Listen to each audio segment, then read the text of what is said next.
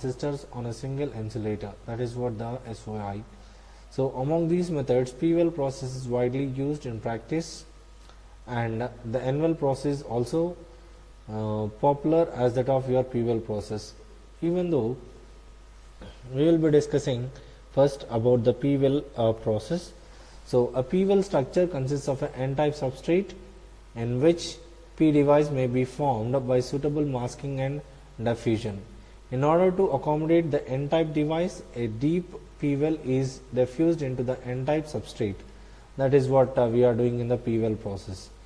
So now, as I said that I will be taking an N-type substrate into which I will be forming a P-well, where I will be forming an N device, that is NMOS transistor here, and I will be forming a PMOS transistor on the other side.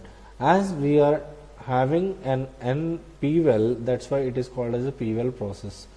So this diffusion should be carried out with a special care, since the P-well doping concentrations and depth will affect the threshold voltages as well as breakdown voltages of a N transistor. So we are going to take a proper care of whenever we are forming a channel, that is a well, it should be maximum 4 to 5 micrometer thickness only. And the P-well acts as a substrate for the N device within the parent N substrate, and the two areas are electrically isolated. The area where we are forming the P-type transistor and the area where we are forming the N-type transistor, both are electrically isolated. Except this, all other respects like masking, patterning, diffusion, the process is similar to the NMOS process. Now let us proceed what we will do. As I said that I will be taking here the N-type substrate. So I have taken an N-type substrate onto which we have laid an oxide layer, and after that we have laid a photoresist. Then we have selected some areas where I want to have the contact points. That areas I covered with the mask and pass the UV rays to form the window structures. Then afterwards, as my gate of PMOS and gate of NMOS requires the polysilicon, we have deposited a polysilicon material. Then again the same process of UV rays is repeated and remove the unwanted material. Finally we have formed here a gate for your PMOS and a gate for your NMOS. Now covering the P-well process, P-well with a PMOS which is positive, and we are diffusing the N-type material, P-type material into the areas where I want to form the P plus regions. And why I am covering this one means, as it is the N-type material, it gets more attractive and that may damage the device. So now here on the other hand, I will be masking this one with a negative mask, and I will be diffusing the N-type material to form a NMOS transistor. So this is a small structure of your CMOS P-well inverter. The almost this is what we see like formation of your CMOS transistor. Now as I said that N-well process, P-well process, both are same.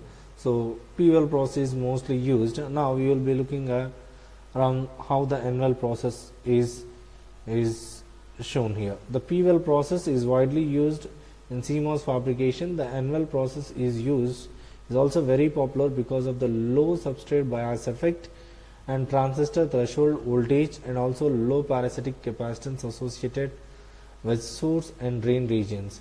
Now what are the steps we are following? Let us see. First, formation of N-well region, defining the N and PMOS active areas, field and gate oxidation, that is oxidation, formation and pattern poly to form the windows, covering the N and forming the P diffusion to form the P-type PMOS transistor. Now covering the P-type transistor and forming the diffusing the N-type material to form the N-type transistor. Then forming the contact cuts, deposit and metal and patternize to form the terminals, and overglass with cuts for bonding and pads or final package of your NMOS transistor.